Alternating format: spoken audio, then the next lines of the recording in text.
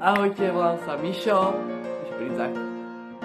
Pod názvom Kreslen online. Dneska si povieme niečo, že ako spoznávať Boha. A aké je to super, keď poznáte proste Boha.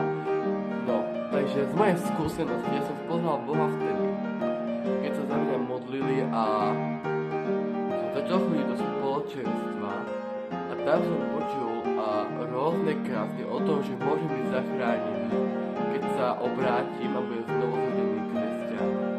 Ak neviete, čo je znovuzrodený kresťan, tak vám na to môžem urobiť video.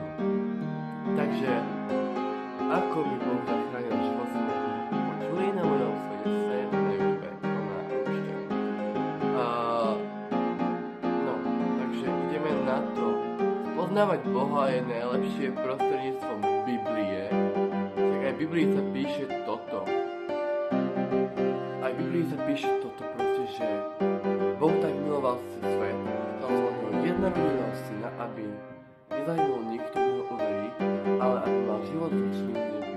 Lebo Boh neposlal syna na svet, aby odsúdil, ale aby skrze neho svet spasil, kto v neho verí, nie je súdený. Takže toto sa píše v Biblii.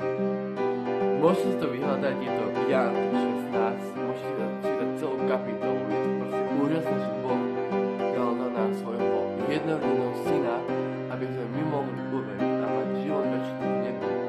Takže žijme evanjelium, ak nie ste kresťan, nevadí, že si uznávate Boha, modlite sa. Ja sa modlím teraz za vás, prosím ťa, daj tým, čo pozorujú toto video, aby sa znovuzrodení boli kresťania, aby mohli veriť, že ty si za nich zomrel, Pane Ježišu. Amen.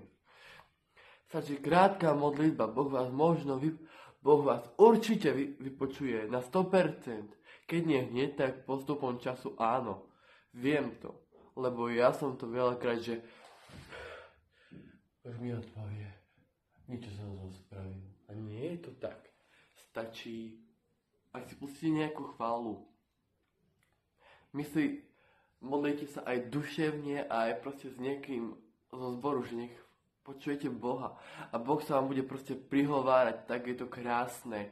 Majte sa, prajem vám pekný zvyšok večera.